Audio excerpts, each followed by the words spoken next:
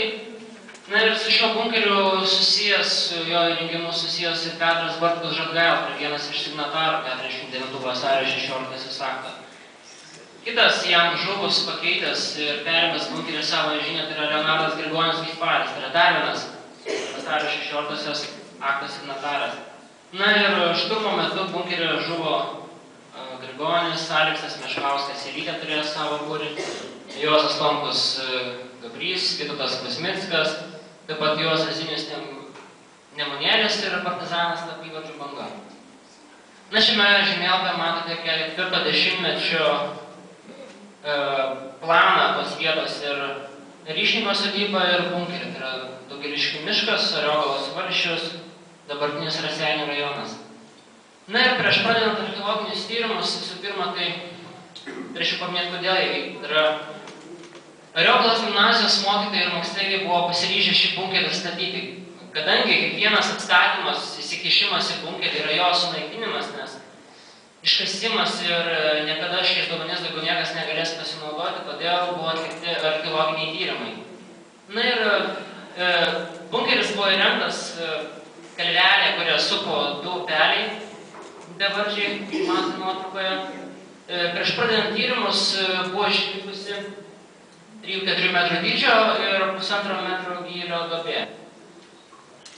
Na ir pats tyrimas formuotas ne vien tik tai kaip archeologinis toks įsikišimas, medžiagos surinkimas duomenų, tačiau tai yra kaip siekis 3 šaltinius panaudoti, juos palyginti. Tai yra liudininko pasakojimas Albino Kęstučio Bersėno prisiminimų, archyvinės bylos, Lietuvos ypatingame archyve saugomas ir archeologiniai duomenys. Na ir ką tai sakome, aš jums ir pristatysiu.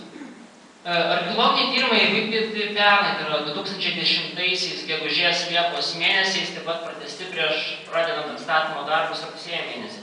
Iš viso ekspedicija dirbo 34 darbo dienas. Kelios nuotraukos iš krizės momentų.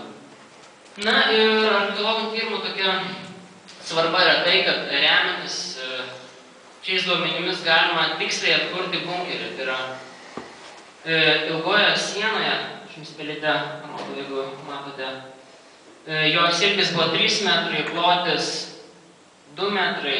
Na ir bunkerio kampuose ir ilgoje sienoje kas 70 cm buvo įkalti ąžuoliniai kuoliukai, tai yra kaip ir konstrukcijos pamatas. Sienos buvo eglinės, jos orientuotos horizontaliai, jos buvo apkavusios bunkerį iš išorės. Grindys buvo išlikusios tik tai rytinėje bunkerio dalyje, jos taip pat buvo eglinės. Bunkerio grindų rastas bunkerio dangtis, kuris buvo visiškai sunykęs, kadangi šturmo metu jis stipriai apšaudytas, be to po kelių metų, tai yra po 50 metų, praėjus kelieriems metams, buvo įsakyta Vlado Gerberauskui šalia esančio Gubių kaimo bunkerį išardyti. Na, jis viso jo neišardė, tačiau apvardė tikrai. Ant bunkerio grindų rastas 1,25 cm vamzdis, kuris gulėjo išilgai grindų ir nukritęs kartu su lubų konstrukcija po ją gulėjęs. Remiantis tai, kad vienas jo galas buvo išlenktas, tikėtina, kad jis buvo skirtas bunkerį prilaikyti iš vidaus, dangtį. Rodiklite parodytas, tai yra tokia pilko molio sluoksnelis, tai yra partizanų įrengto vėdinimo kanalo anga, kuri buvo įkasta po tuomet augusios eglės šaknimis. Kęstutis prisimena, kad jie atvedus prie bunkerio, kurio šturmas jau buvo prasidėjęs, jau buvo žuvę partizanai, sulipo MGB kareiviai į bunkerį, tačiau jiems uždegus degtuką greitai įvyko didžiulis sprogimas ir kilo stiprus gaisras. Na, archeologiniai duomenys šios prisiminimus patvirtina, kadangi jis, kaip matote, raudonu ovalu apibrėžtas, tai yra sudegusių, nukritusių konstrukcijų, apanglėjusių fragmentų, kartu, žinoma, apdegusios buvo ir grindis, ir apanglėję visi buvo ranėnai dugno rasti. Tai yra patvirtinimas šio gaisro. Tai yra, šis gaisras lėmė, kad kareiviai staigiai nutraukė apešką ir nesurinko visų bunkerio buvusių ginklų. Na ir gaisro patvirtintis fragmentai, kairėje pusėje matote žibalo bakelio viršų. Tai yra, partizanai, kaip prisimena Kęstutis Ryšininkas, pastoviai nuolat apšlakstydavo sienas žibalų, kadangi tai buvo toks tarytum prevencinis būdas prieš pelydimą, prieš pelėsį. Na ir šturmo metu tikėtina arba patys partizanai specialiai buvo peršovę žibalo pakelį arba jos intensyviai apšaudė kareiviai. Taigi, išsiliejo šiam žibalui ir kareiviams uždegus degtuką ir kilo minėtas gaisras. Na ir pagrindinis toks šaltinis dabar, galima sakyti, yra bunkerio atkurta rekonstrukcija, remiantis archeologinės duomenimis, 3 metrų ilgis, 2 metrų plotis ir 1,5 metro aukštis. Na ir tai visiškai prieštaro Ryšingo prisiminimams, kuris teigia, kad bunkeryje partizanai vaikščiodavo stačiomis. Galime sakyti, kad 60 metų laikotarpis yra ilgas ir ne visi prisiminimai išlieka gyvi tokie, kad viskas ir buvo. Na, bunkerio dangtis atkurtas jo vieta remiantis Ryšingo prisiminimais, nes minėjau, jis buvo sunykęs ir nukritęs ant žemės. Na ir archeologinių tyrimų metu aptikti 1059 radiniai. Iš jų beveik 350 yra šovinių tutelių ir šovinių kulkų. Tai liudija ne tik aktyvų apšaudimą kareivių, tačiau ir įnirtingą priešinimąsi, kas yra iš tikrųjų nedažnas atvejis, žinant, kad partizanus užklupus jos bunkerį, iš tikrųjų dažnai būdavo pasirenkama savižudybė, kad nepakliūti ir nebūtų progos jos ištardus ir išduoti. Na, ir nors buvo patikrinta teritorija ir išminuoti, tačiau tik dar viena nesprogusi granata. Ji buvo mesta kareivių. Kelių vokiškų ir rusiškų granatų fragmentai. Ant dugno gulėjęs karabinas Mauser, kuris buvo išardytas, taigi šturmo metu tikrai nebenaudotas. Karabino vamzdžiui varyti grandinėlė skirta. Taip pat ginklai, kairėje pusėje, rodau, yra durtuvas nuo automato, dešinėje pusėje revolveris Nagano. Revolveris tokios būklės atiduotas restauratoriams Vilniuje. Įdomu tai, kad ant durtuvo vienos pakeistos kriaunos rankenos pusės buvo išgraviruotas žodis aras.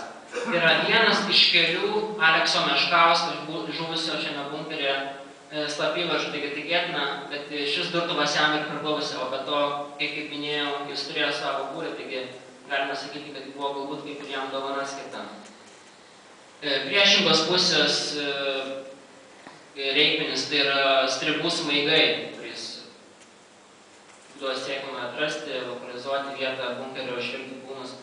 Na ir labai svarbu tai, kad ne visada prisimename, kad visur yra akcentuojama, kad partizanai buvo kovotojai, bunkeriai buvo kaip slėptuvės, tačiau iš tikrųjų grįžtant prie buities svarbu ir akcentuoti tai, kad bunkeris tai yra ta vieta, kur atsiskleidžia partizanas kaip ir žmogus, mylintis, silpsintis, sergantis.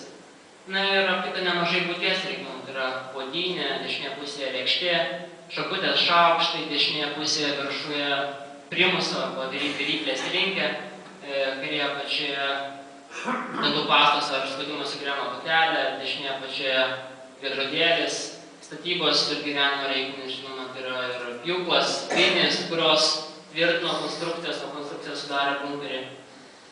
Kruopščių tyrimų dėka surinkti ir tokie radiniai kaip siūlų ritinėlis, partizanų aprangos detalės, uniformos, sagas su vytimi, dešinėje viršuje įvairių diržų sagtelės, sagtis, užtrauktukas, žinoma, didžiuojamės su tokiu radiniu kaip vos pusės centimetrų dydžio užtrauktuko dantukai, uniformos detalės, tai yra naudotos, nešiotos prie uniformos, tai yra atlapo ženkliukas, Gedimino stulpai, du pentinai. Na ir šie daiktai nebūtų daiktais, tačiau būtina suvokti, susieti kiekvieną daiktą su konkrečiu įvykiu, su konkrečiu partizanu ir konkrečia vieta, tai yra, kas ir yra vienas svarbiausių tyrimo tikslų. Šis dubenėlis nėra tiesiog 60 metų dubenėlis, nuo kurių iš tikrųjų ne vienas mūsų galbūt ar kaimas ir savo namuose turime. Tačiau iš šio dubenėlio vienas iš partizanų valgė savo paskutinę vakarienę.